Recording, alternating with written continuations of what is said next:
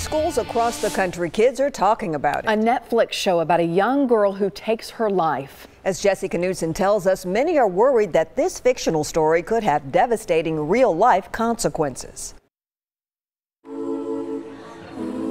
Hannah, I'm not going. 13 Reasons Why tells the story of Hannah Baker, a troubled teen who felt she had nowhere to turn. The movie, 13 Reasons, really glamorizes and sensationalizes suicide in a way that it's really not fictional.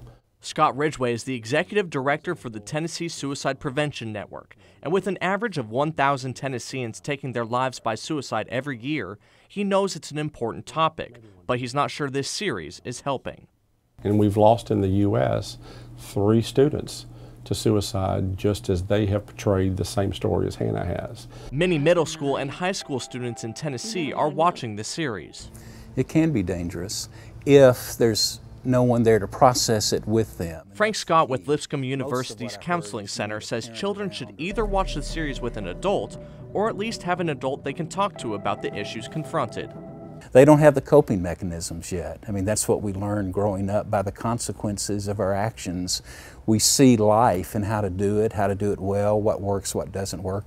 They don't have that yet. Because of that fact, the Tennessee Suicide Prevention Network has encouraged schools to tell parents about the series and encouraged them to talk to their children. And while that conversation could turn this series into a positive thing and even save lives, Ridgway thinks the show needs to go a step further by posting suicide hotline numbers at the end of each episode.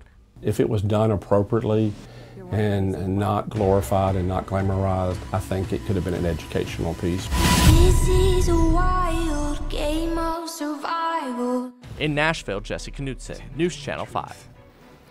If you or anyone you know is struggling with suicidal thoughts, please call the National Suicide Prevention Lifeline. The number 1-800-273-8255.